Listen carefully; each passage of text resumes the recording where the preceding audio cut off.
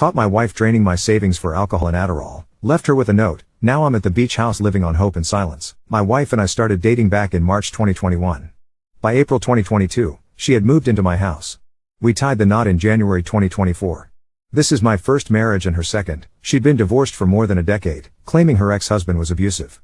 Between him and me, she'd dated 2 other people. She has a daughter from that previous marriage, my stepdaughter, who is now an adult.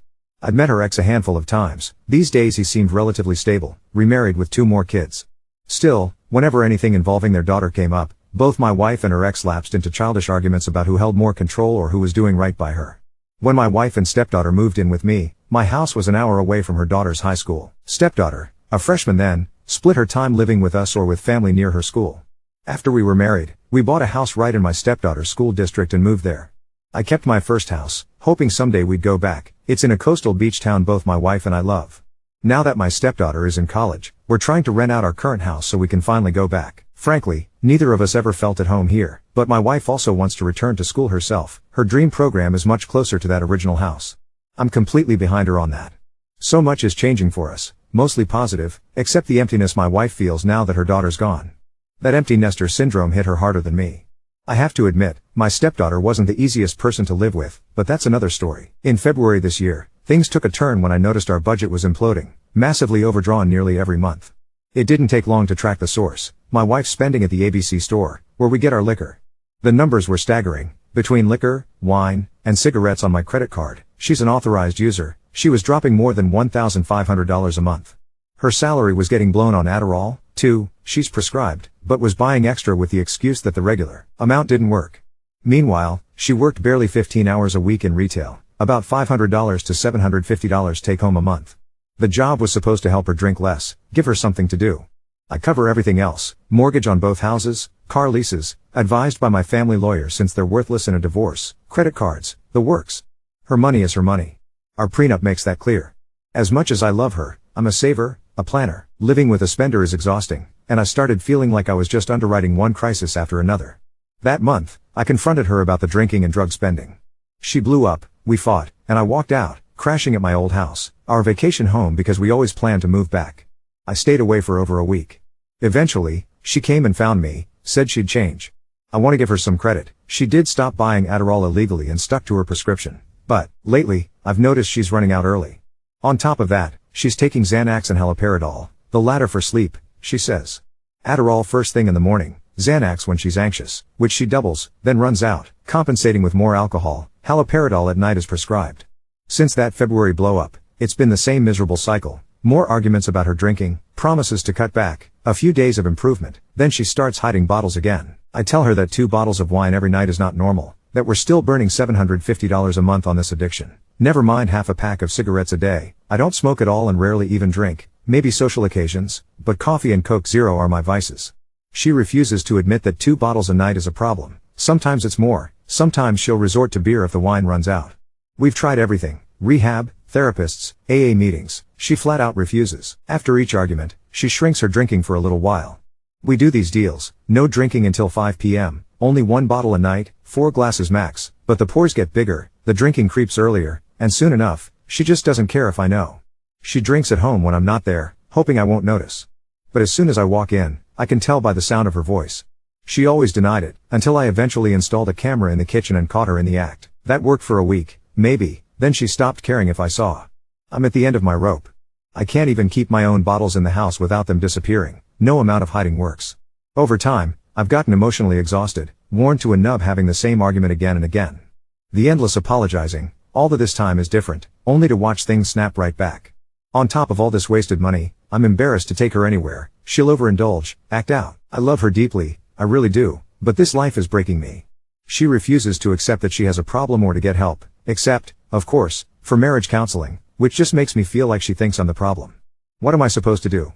I could cancel all her cards and cut her access to alcohol, but then she wouldn't be able to do basic things like gas up her car or get her nails done, and I'd feel like a controlling, abusive spouse. This past week, I've been sleeping in the guest room, but the tension and unease in the house are suffocating. We barely speak, just what do you want for dinner? Or I'm leaving for work. I've talked to my mother, and she's completely supportive if I decide to leave. But what happens with the main house, my dog, the furniture? I don't know. All I know is I'm running on fumes, and I just can't keep living this way. It's not exactly easy for me to just pack a suitcase and leave. Both of our cars are in my name. My boat and jet skis sit tucked away in the detached garage out back. All these things from my life, except for the house I had before we even got married. If I just walked out the door, I'd be leaving my entire life behind at that house. That idea is almost unthinkable.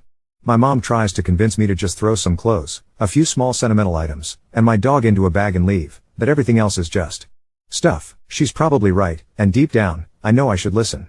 But there's this stubborn part of me, maybe foolish, that still believes something could change between my wife and me. I keep torturing myself, wondering if leaving is the only way to show her that I'm absolutely at the end of my rope. If she would only get real help, I can picture us being so much better, having some kind of future together that isn't this constant struggle. Her doctor, honestly, I think is a total quack. The way she prescribes meds is terrifying, like throwing darts blindfolded to address whatever the latest crisis is, completely ignoring the deep-seated problems. It's a revolving door of pills. Haloperidol, something I've always associated with schizophrenia, was prescribed just to help her sleep because her body is so tangled up from all the uppers and downers she's taken. She was switched from Seroquel to haloperidol a couple years back, just because she complained about gaining weight. That doctor hasn't helped at all. If anything, things have gotten worse. I can't help but wonder if this borders on malpractice. Is this woman just telling my wife these pills are for sleep, when she knows something else is going on? Or does she really have no clue? It's a mess I don't know how to untangle. At least I have a little vacation time saved up. I'll probably take this week off to get my head on straight and try to figure out my next steps. I just got off the phone with my mom before sitting down here, and she echoes what everyone else seems to say. Get the locks changed once I'm down there. Other than my dog, the rest are just things and I shouldn't worry about them. She's right, of course, but it's so hard to let go. I took the week off and drove to the beach house with the dog and 2 duffels. I left my wife a note on the kitchen counter with a Visa gift card for gas and groceries and a line that said, "I need to not hear ice in a glass for a while." Then I killed her authorized card from my bank app and felt like the worst person alive for about 2 hours. The ocean air did what it always does. It emptied my head. The house was stale and quiet and exactly the way we'd left it. Mismatched glasses in the cabinet and the sea glass bowl on the coffee table with our old movie tickets under it. I changed the locks like my mom wanted, fed the dog, and slept through the night for the first time in months. On day 2, my phone went insane. Notifications from the driveway cam at the main house. It was dark and the floodlights kept clicking on and off. She'd backed my truck up to the detached garage and had a guy with her I didn't recognize. You could hear the metal scrape of the trailer jack. They were trying to drop a jet ski onto the trailer without the winch, and the guy was laughing. She was in house slippers and a hoodie, swaying. I called the neighbor across the street who I know is a light sleeper and asked him to go outside and just be present. He didn't even have to say anything, just walked across his lawn and stood with his arms folded while they fumbled. Then he called the non-emergency number for me when she went back inside and reappeared with a bottle. A patrol car rolled up, did the lights, the whole show. They didn't arrest anyone because technically no one had driven yet, but the officers told her she wasn't moving anything out of there at midnight, period, and that if she tried again they'd tow the truck. She called me 4 times screaming that I'd sent cops on her. I let it go to voicemail. The next morning, I woke up to a completely different call. Unknown number, hospital exchange. She'd been brought in by ambulance after a fall. I got there around noon. The ER doctor was younger than me and tired in that ER way. He told me her blood alcohol was ugly and her benzos were not 0. He said he didn't love haloperidol in the mix and raised his eyebrows when I told him her doctor was using it to knock her out at night. He called it off-label and then didn't say a thing because he can't, but I heard the subtext anyway. She had a purple knot on her forehead and that faraway look she gets when she's both embarrassed and not done. Her ex-husband showed up at the end of visiting hours in a button-down like he'd come from work. He stood there in the doorway with his hands on his hips and wouldn't look at me. Then he did look at me and said, "This isn't your fault," which landed like a brick. He told me he had to pick their daughter up the night before because she'd gotten the drunk FaceTime parade, too. I didn't know what to do with his sympathy and he didn't know what to do with mine, so we watched her sleep until a nurse asked us to leave. I tried to talk to her doctor the next day. The office manager told me HIPAA in a tone that suggested she'd said that word 1,000 times a week for 10 years. I left a letter anyway, with dates and what I'd watched happen in my house and my phone number at the bottom. I forgot I'd put the kitchen camera up to prove I wasn't losing my mind. Now all of that, the hidden pores, the noon refills, the nights she talked to me like I was across a football field, looked like evidence, but of what, I don't know. I printed a complaint for the medical board and put it in my glove box. It felt petty and vindictive and also like I was the only person in the room writing anything down. By day 4, she was home and mean. She said the only reason she drank that much is because I abandoned her. I told her I was at the beach because I couldn't watch her swallow herself anymore. I suggested she stay at her mother's for a few nights so we weren't both in the same house not speaking. She said she wasn't a child I could send away. I drove back to the beach house with the dog again and this time, before I did, I pulled the titles and keys for the boat and skis and took them with me. It felt like breaking into my own life. 2 nights later at almost midnight, I heard pounding on the beach house door, the kind that makes the hinges pop. It was her. She'd taken a rideshare 2 towns over and brought her desperation with her. She asked me why I changed the locks. I told her I didn't want to wake up to her in the kitchen. She sat down on the porch step and cried into her hands for maybe 5 minutes and then snapped her head up and told me I was controlling and abusive, and then cried again. She asked me to let her in. I told her I would if she could blow into my face and I smelled nothing. She laughed and called me insane and then tried to shove past me anyway. I stepped out, pulled the door behind me, and the dog, bless him, stayed exactly where I told him to stay. A neighbor flicked a porch light on across the street and then another. Someone called a cop. It was the same officer I'd dealt with when my trash cans kept getting knocked over by the raccoons. Small town. He walked her down the steps and into a cab. I closed the door and put my forehead against it and thought, what am I doing? The next morning she texted me a photo of a citation. She'd been pulled over in my car on the way back from the beach house and blew too high. The car was impounded and the tow yard wanted me, the titled owner, to pick it up. I stared at the text for a long time. I called my insurance and told them not to let her drive anything in my name. The rep put her on the policy as an excluded driver and told me to get the keys. There were no keys to get, they were in the impound lot. I decided to leave the car right where it was until my lawyer could tell me if me touching it made me responsible for whatever came next. I met with my lawyer that afternoon and told her the whole mess, with the smell of salt water still in my clothes. She said I needed to decide where I lived, legally, and pick one house. She would file for a separation agreement and ask for exclusive use of the beach house and the dog if that's what I wanted. Hearing exclusive use of the dog made me half laugh, half cry in her office like an idiot. She told me not to lock her out of the main house, not yet, and to stop leaving anything I cared about in a place where alcohol lived. When I got home, there was a folded paper stuck under my wiper blade, a summons for a protective order hearing 2 days later. Her affidavit said I'd withheld money and medication, that I'd threatened to take her car, that I'd monitored her with cameras. I stood in my driveway with that paper in my hand and felt the ground shift. My lawyer said show up, suit and tie, with the text she'd sent me the night she sat on my porch, with the camera still showing her drinking alone at noon, with the gift card I'd left on the counter for gas. I did. The judge asked me to talk first and I tried to make my voice not shake. The judge asked her a few questions and she answered them like a child who'd been caught, eyes down. The judge didn't grant the order and told us to stay away from each other anyway. We agreed to a temporary plan where she would stay at her mother's and only go to the main house with me there to get clothes, and I would move my boat and skis out within a week. I signed my name a million times and felt like I'd put my life in escrow. I rented a storage unit near the beach and spent a Saturday hauling the jet skis and a mountain of my 20s, camping gear, old surfboards, a busted arcade cabinet I always meant to fix, into it. My neighbor from across the street at the main house helped me winch the boat onto the trailer and didn't say a word about any of it, just grunted and nodded and gave me a thumbs up when we strapped down the stern. I changed the padlock on the detached garage and handed him an extra key. In the middle of all that, my stepdaughter called me from campus. She was crying and apologizing and then not, telling me she'd been the one picking up extra Adderall for her mom last year when the shortage was bad, that she thought she was helping because her mom said she needed it to get out of bed. I told her I wasn't mad at her and I meant it, and then I sat in my truck with the window down and the smell of gasoline and lake water and wondered how many little invisible kindnesses had been brick by brick building this mess. I'm back at the beach house now. The dog has taken to lying with his head on my left foot like he knows the world only balances if he pins me down. The coastal wind carries every sound. Last night I listened to a couple argue about dinner 3 houses over and it felt like eavesdropping on a life I used to have. My phone stays on the counter face down. I've got a tenant application on the kitchen table for the main house, and a court date circled on the calendar that will decide who sleeps where in the interim. I filed the complaint on her doctor. I changed my passwords. I kept the Visa gift card on the counter and didn't throw it away because it still feels like proof that I'm not trying to starve anyone. I keep waiting to feel triumphant or at least righteous. Instead, it's just quiet. The ocean does that. It softens the edges of everything until you can breathe. I don't know if I just blew up my marriage or if it already exploded and I'm walking around the crater. I do know the house smells like salt and coffee and not like wine, and my dog is snoring on my foot, and for now, that's enough. I signed the lease with the tenants on a Tuesday that smelled like cut grass and hot printer toner. They were a young couple with a baby on the way and a nervous laugh between them. I handed over 2 keys and a clause about no smoking and felt like I was handing over evidence that I could, in fact, still make a decision and stick to it. My lawyer emailed a draft separation agreement while I was walking them through where the water shut off lives. Exclusive use of the beach property and canine, it said, and I had to sit down on the front steps and read that twice like I'd never learned English. An investigator from the medical board called me that afternoon. He was careful with his sentences like each one had to be signed and notarized before it could leave his mouth. He said my complaint was received. He couldn't tell me anything, obviously, but he could take anything else I had.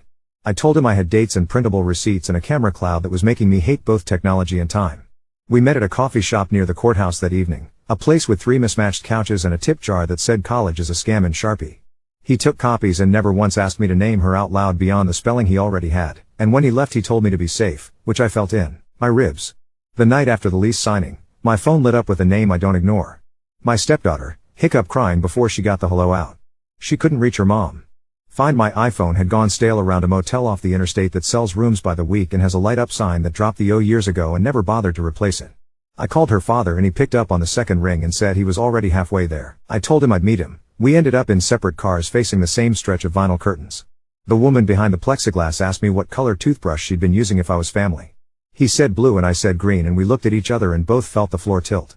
We found her on the second floor walkway sitting on a plastic chair with her knees bruised up and a half-eaten vending machine honey bun folded in its wrapper like she was saving it for later. She wasn't drunk in that cartoon way.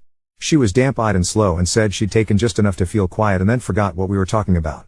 The ex said her name in that old marriage tone that sounds like a key trying to turn. I called the non-emergency line and asked for a wellness check and used the word immediate twice, which always makes people move faster. The same officer from my trash can raccoon saga showed up with a second one I didn't know. He asked me if I'd be willing to petition for a TDO. I said yes before I even got the letters lined up in my head. If you've never done it, the magistrate's office at 11 p.m. smells like burnt coffee and paper dust and everyone's eyes are at half-mast. They handed me a form and I filled in boxes under fluorescent lights while a man in a camo hat argued with an invisible person about a parking ticket. The magistrate asked me to tell her what made me believe there was a substantial likelihood of serious harm. I said the words Xanax, alcohol, Haldol, fall, DUI, and alone into that stale room like nails being tapped into a board. She stamped something with the finality of a garage door closing. The officers took her quietly. She looked betrayed and small and then she looked relieved in a way that made my throat hurt. The psych unit lived behind two sets of doors and a buzzer that made you think of submarines more than medicine. A social worker named Bree with the kind of tired that is hope under it arranged a family meeting the next afternoon. It was me and the ex-husband sitting side by side in chairs that squeaked and a nurse with a river tattoo peeking out of her sleeve. My wife walked in wearing socks with little rubber dots and the expression of someone walking into the principal's office for the 10th time. Bree said a lot of words about treatment modalities and levels of care. My wife said she could do outpatient easy and we all looked at the ceiling. I heard myself say, slowly so I wouldn't back out of it, that I couldn't come home to the same house with alcohol in it again. That if she wanted to be married to me, I needed 30 days somewhere locked and supervised and boring. She stared at me like I was a piece of furniture that had been moved 2 inches to the left. The ex surprised me by nodding so aggressively his hair moved. She asked if she could think about it and Bree said yes, but the clock on the wall ticked in a way that said no. She didn't sign that day. The emergency order expired and they gave her a paper with a hotline and a pamphlet with a stock photo of a woman staring into a mug. She called me from her mother's porch at midnight to tell me she was going to prove everyone wrong. I told her I'd be at the main house at 10 a.m. Saturday like the order says so she could get clothes.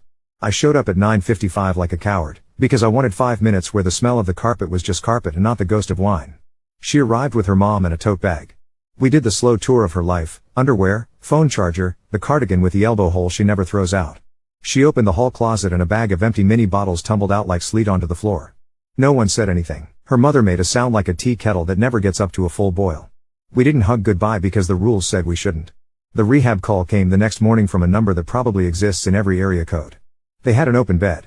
30 days if insurance plays nice, longer if it grows horns. I told her I'd drive her there if she wanted me to. She said no and then yes and then no, and I said I'd leave the offer here on the counter if she came by. She got a ride with someone else. I stood at the sink and watched a speck of foam race the edge of the stainless steel and thought about how all I do now is watch bubbles I can't catch. The impound notice finally made its way to me like a bad postcard. Storage fees ticking upward, the kind of money that makes you feel stupid because it buys nothing but time and dust. My lawyer told me to get the car out before it snowballed into something I couldn't roll back down the hill. I went with my neighbor, the one with the folded arms and a moral compass you can set your watch to. The inside of the car smelled like old citrus and hand sanitizer and something under those layers that made you think of a dentist apparatus. There were 3 cans of LaCroix in the back seat that felt wrong in my hand because they were heavier than they should be. I cracked one and it was Pinot Grigio. She'd poured them out and poured them back in and lined them in the cup holder like little daily vitamins. I sat there with the white wine and a grapefruit can and felt something between awe and heartbreak, because who does that? Who puts that much thought into pretending everything's normal? That afternoon, a voicemail from her doctor hit my phone with a kind of clipped righteousness you only get from people who have never run out of anything in their lives. She said she'd been informed of a complaint, that I was not a party to the treatment relationship, and that any attempt to interfere would be documented. She said she would be advising her patient to seek legal counsel. I saved the message and emailed it to the board and my lawyer. Then I took the dog for a walk and watched him lose his mind over a crab scuttling sideways and felt almost human again. I got to the rehab facility by following a chalkboard sign that said admissions this way with an arrow someone kept redrawing and smudging. It looked like a summer camp for people whose lives had gone hazardous. My wife was there in a folding chair under a tree, papers on her lap, A nurse with kind eyes explaining the difference between residential and partial, like you decide between pepperoni or sausage on a pizza. She saw me and her face made 3 expressions in a second: anger, relief, and then something I haven't seen since March of 2021. I told her I was glad she was here. She told me not to be nice to her when she feels like this or she'll start to think she can keep doing whatever she wants, and I was grateful for the honesty crashing in through the window. She signed. I got a call 2 hours later saying insurance didn't like the diagnostic code and could we sign a form to appeal. I signed whatever anyone put in front of me that day. The next morning, she texted me from the facility's shared iPad to say she wasn't going to do a jail for 30 days. The counselor called me and said to hold steady, that ambivalence is a Monday. I put my phone face down and brined a chicken like some patriarch in an apron in an ad, because doing something with my hands that ends in dinner is the only way I know to turn the volume down. 2 days into rehab, her mother showed up at the main house with a locksmith. My driveway camera sent me a cascade of strangers' backs. I leaned on my horn the whole way down there like it was going to punch a hole through time and stop anyone from trying to invent new definitions of access. We stood in the yard with the agreement in one hand and a very confused man holding a bump key in the other. A patrol car rolled slowly by like it had wandered onto a movie set by mistake. The officer read the paper and then told her mother she could not change locks on a residence she didn't live in. Her mom told him I was a bully. The officer looked at my dog, who was sticking his head out of my truck like a cartoon, and then he looked at me and then he looked at the paper and said, "Ma'am, no." When they left, she put her hand on my arm for a second like she had something to say that wasn't an accusation and then didn't say it. The court date came in a courtroom with pews that had seen more praying than justice. The judge wasn't the one from the first hearing. This one had a face that could have been carved into a mountain. My wife wasn't there because she was learning how to fill out feeling charts on a whiteboard 20 miles away. Her lawyer, a man with a tie that had boats on it, asked for a continuance and got one. My lawyer slid me a sticky note that said breathing is free and I didn't know whether to laugh or marry her. We got a temporary order that put everything in amber: dogs, houses, bank cards, all of it paused like a movie. On the way out, I saw the ex-husband sitting on a bench under a watercolor of a lighthouse. He didn't see me. He was reading a pamphlet about codependency. For half a second I wanted to sit next to him and say, "Thank you for telling me it wasn't my fault," in a hospital hallway when no one else could find their voice. I kept walking. He kept reading. Back at the beach house, the ocean coughed up a storm in the late afternoon that made the sky look like it was thinking about swallowing the town. My stepdaughter came down for the weekend with a duffel bag and too many apologies in her eyes. We didn't talk about her mom for a while. We played fetch with the dog and burned hot dogs on purpose because they taste better that way. When the rain started, she sat on the floor and said she found a shoebox under her mom's bed last summer with those mini bottles lined up like a calendar and didn't say anything because she didn't know what to do. I told her I didn't either and that felt like a truce with the planet itself. When she went to sleep in the guest room, I stood in the doorway and listened for the sound of ice in a glass that wasn't there. This morning the rehab called to say she'd made it through a group without eye rolling and that counts as progress in a place where eye contact is currency. They asked if I'd be willing to come to family day next week. I said yes and then I hung up and stared at the wall and wondered whether yes means hope or just that I don't know how to stop showing up when someone looks like they might drown. The board investigator emailed me an acknowledgement letter that looked like it had been produced by a printer that also prints feelings. None. The beach house is clean in a way that feels like a new shirt. The dog still falls asleep with his head on my foot like he's sealing a letter. A pelican dive bombed next to the pier this afternoon and came up with nothing, shook itself off, and tried again. I paid the storage bill for the unit holding my boat and my arcade cabinet in my junior year of college and it felt like paying to keep it passed on ice until I figure out what to do with it. I haven't heard the sound of ice in a glass in weeks. Last night the couple 3 houses down were clinking something celebratory on their porch and for a second my chest tightened before I remembered it wasn't my noise to manage. The ocean was loud enough to drown anything out anyway. I don't know if I'm waiting or moving forward. I do know the Visa gift card is still on the counter, the coffee tastes like coffee, and when I stand on the deck in the early morning, it's just me and the gulls, and quiet that feels like an answer even if I don't know the question yet. Family day smelled like floor cleaner and burnt decaf and everyone was trying too hard not to be the loudest person breathing. They sat us in a circle under a mural of mountains that looked like clip art and handed out worksheets with boxes labeled feelings like it was a tax return. My wife came in clutching a styrofoam cup and wearing those hospital socks with the treads like little Morse code. She scanned the room, landed on me and the ex-husband, and made that quick shoulder rise that's almost a wave if you squint. The counselor, Bree again, ponytail and a voice that could talk down a siren, had everyone read what they'd written about the last time the wheel came off. People cried in the way people do when they're tired of crying. When it got to my wife, she read in a flat classroom voice until she got to the part where she wrote "I wake up and hunt for the sound of ice," and then, her eyes jumped like the words were moving. She didn't look at me. She read "I lied so many small times I can't remember the order," and my chest did that thing where it tries to be both hollow and full at once. In the family session, Bree drew a triangle on a whiteboard and labeled the corners me, you, the thing and told us our sentences had to avoid sliding into the corners we didn't own. I said I couldn't live with alcohol anymore. I said I needed 30 days here and then something on the other side that didn't involve me being the hall monitor of my own kitchen. My wife rolled a pen between her fingers like a magician about to make it disappear and asked what the other side meant. Bree said aftercare. I said sober living or outpatient somewhere with a person I could call who wasn't me.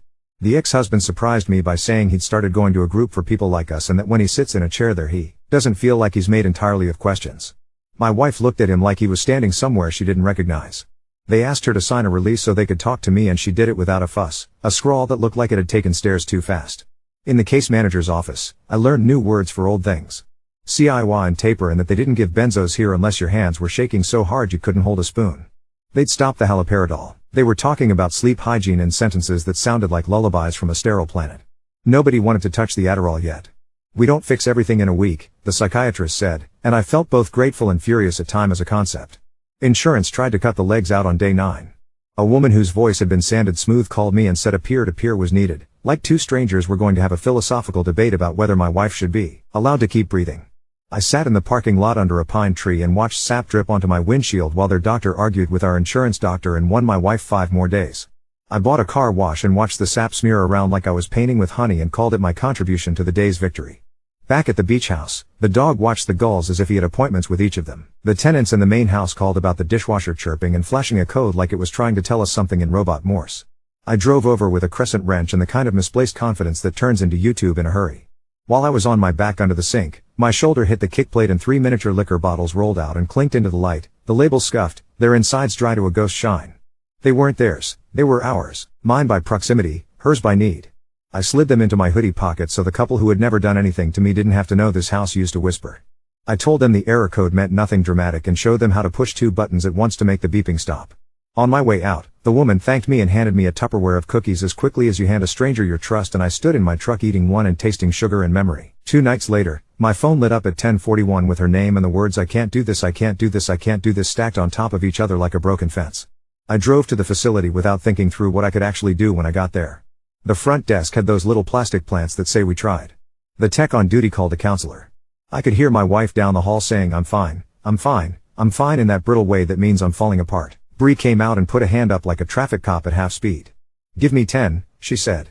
I stared at a bulletin board with flyers for yoga and relapse prevention and a printout of a quote that made me want to eat the paper out of spite. After 9.5 minutes, Bree came back. "She wants to walk," she said. We walked the perimeter of the parking lot twice, 3 abused little islands of landscaping bearing witness. "I don't feel safe in my own head," my wife said, and I said I'd stand here by the stripe and meet her eye every time she came around. She said that was a weird sentence and then she smiled without the edges I hate. She didn't leave. "Ambivalence is a Tuesday," Bree had said. Turned out it was a Thursday, and who knew? The investigator called me again in that careful voice and asked if I had any additional recordings. I told him I had a voicemail from her doctor that sounded like she was writing it while it played. He asked for permission to take it and put it in a folder with a number on it twice as long as my phone number. I met him in the same coffee shop. He wore the same tie. He took the same notes. He didn't tell me anything because he can't.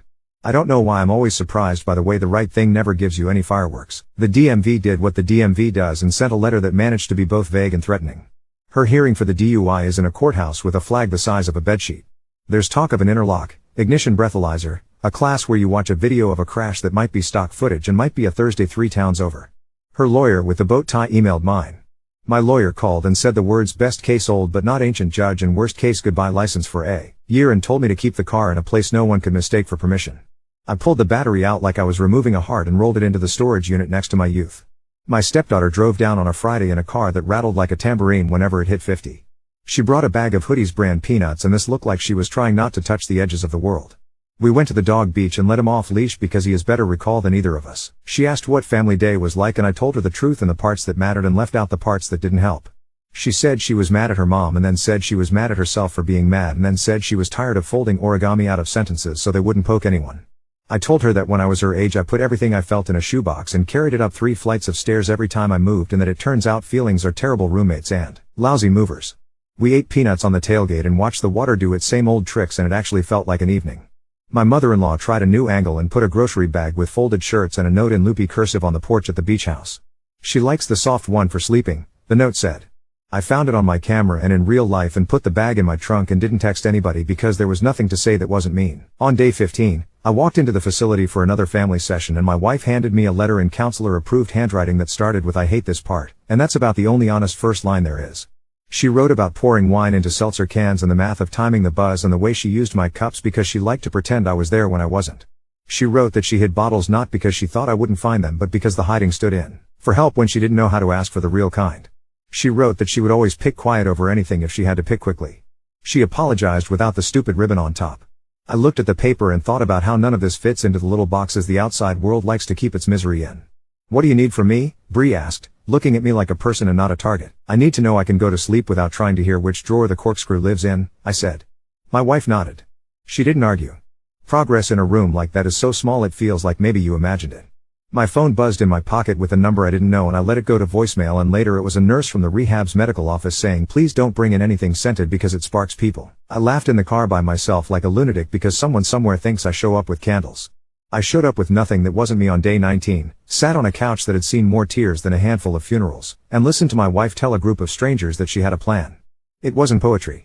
It was get through this, then 3 evenings a week in a room where coffee goes cold on purpose, then sober living 2 towns over because distance is a tool, not a punishment. She said she would ask me for rides and I could say no and she would not call me a monster. She said she would find a new doctor and let 3 different sets of eyes look at any pill with her name on it before it ever got near her mouth. I stared at her mouth like it was making contract law in the air. On my way out, a woman with a badge that said utilization sat me down in a doorway and said they got another week out of insurance by saying exactly the right combination of Wilco codes I'll never learn. I texted my lawyer that if there's a medal for people who fight with invisible bureaucracies for a living, someone should mail 1,000 of them. In the middle of all this, the neighbor with the arms folded default found me by the boat trailer and told me in his gruff way that his brother died in a motel like that one out by the interstate and that he wishes someone had been there to do what I did even if it only moved the clock 5 minutes. He clapped me on the shoulder so hard my teeth clicked and somehow that worked better than anything anyone wearing a cardigan has said in 6 months.